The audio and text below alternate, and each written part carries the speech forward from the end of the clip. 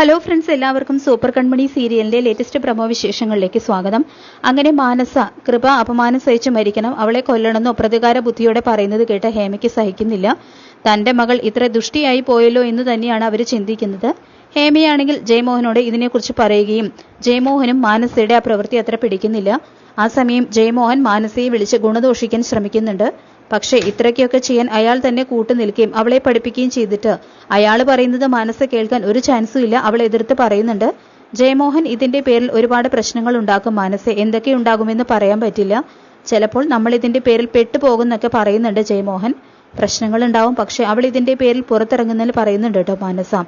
ഇതേസമയം കൺമണിയുടെ ആശ്വാസ വാക്കുകൾക്കും സാന്ത്വനങ്ങൾക്കും കൃപയെ ഒരുവിധം ആശ്വസിപ്പിക്കാൻ കഴിഞ്ഞു. അങ്ങനെ അവളെയും കൊണ്ട് കൺമണി പതുക്കെ വാതിൽ തുറന്ന് പുറത്തേക്ക് ഇറങ്ങാണ് റൂമിന്റെ. പക്ഷേ സാഗറിനെ കണ്ടതും അവളുടെ നിയന്ത്രണം വിടുന്നു. അവൾ ഓടിച്ചെന്ന് സാഗറിനെ നെഞ്ചിൽ കിടന്ന് പൊട്ടിക്കരയാണ്. ഇത് കണ്ടതും സാഗറിന്റെയും നിയന്ത്രണം വിടുന്നുണ്ട്.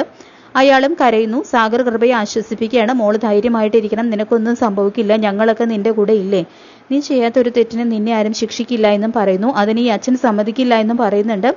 സുജാതയുടെ നെഞ്ചിൽ പറ്റിക്കിടന്നും അവൾ കരയാണ്. അങ്ങനെ സാഗറിന്റെ കുടുംബം കണ്ണീർ കടലാകാണ്.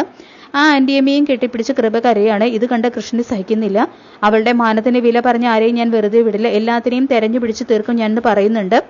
കൺമണി, നിനക്ക് സംഭവിച്ചതിനെ നേരിടാൻ അങ്ങനെ ഒരു അവസ്ഥ ഉണ്ടാക്കിയവരെ കൊണ്ട് മറുപടി പറയിക്കാൻ നീ മുന്നോട്ട് ഇറങ്ങണം. ഇങ്ങനെ കരഞ്ഞു തളഞ്ഞ് ഒറിഞ്ഞിരിക്കുകയല്ല വേണ്ടത്. അതിന് നീ തയ്യാറാണെങ്കിൽ കൂടെ ഞാനുണ്ടെന്ന് കൃപയോട് പറയുന്നു.